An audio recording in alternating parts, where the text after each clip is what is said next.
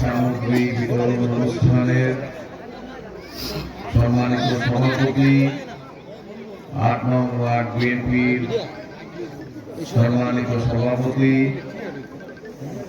আমার স্নেহের ছোট ভাই জনাব শামসুদ্দিন প্রধান, আজকের এই অনুষ্ঠানের সঞ্চালক মাসুম প্রধান, মঞ্চে উপস্থিত অনেক নেতৃবৃন্দ, নাম বলতে গেলে সময় হবে না, আমি সেই জন্য দুঃখ প্রকাশ করছি, এবং অঙ্গ সংগঠনের নেতৃবৃন্দ, আমি বক্তব্য শুরু করার পূর্বেই আমি জানাতে চাই আজকে যারা উপহার সামগ্রী নিতে এসেছেন, এই উপহার সামগ্রী আমরা শুধু আপনাদের হাতে তুলে দেব, কিন্তু এই উপহার সামগ্রী আমরা আমাদের নেতা, আমাদের প্রিয় অভিভাবক, আগামীর বাংলাদেশ, যে বাংলাদেশের নেতৃত্ব দিবেন আমাদের প্রাণপ্রিয় নেতা, কাঙ্ক্ষিত, দীর্ঘদিনের কাঙ্ক্ষিত, যিনি বাংলাদেশে বীরের বেশে ফিরে আসবেন, যার নেতৃত্বে গত 15 বছর আপনারা আমরা রাজপথে লড়াই সংগ্রাম করেছি এবং বাংলাদেশকে স্বৈরাচার মুক্ত করতে সক্ষম হয়েছি। আমাদের সেই নেতা জনাব তারেক রহমান সাহেবের পক্ষ থেকে আমরা আপনাদের হাতে উপহার সামগ্রী তুলে দিব। আজকে একটি প্রশ্ন করি, এইখানে কি স্বৈরাচারের কোন দোষর কেউ আছেন?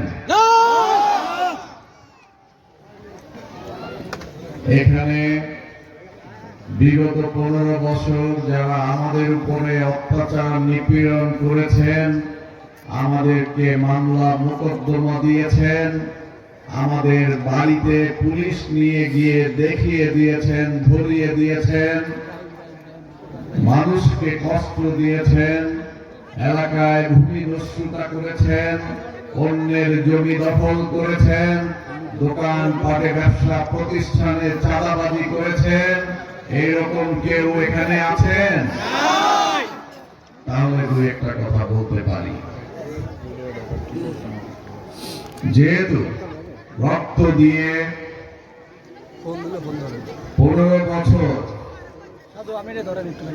অপেক্ষা করেছি যে কবে বাংলাদেশ আবার নতুন করে স্বাধীন হবে, 15 বছর অপেক্ষা করেছি কবে বাংলাদেশ আবার স্বৈরাচার মুক্ত হবে, কবে বাংলাদেশের মানুষ আবার প্রাণ খুলে কথা বলতে পারবে। অপেক্ষা করেছি 15 বছর কবে এইভাবে স্বাধীনভাবে মুখ ফুলিয়ে আমরা আমাদের মনের কথা প্রকাশ করতে পারব। সেই অপেক্ষার প্রহর আমাদের শেষ হয়েছে। অনেক নির্ঘুম রাত কাটিয়েছি এই ভেবে ভেবে কবে আমরা আমাদের পরিবার পরিজনের কাছে আমরা থাকতে পারবো।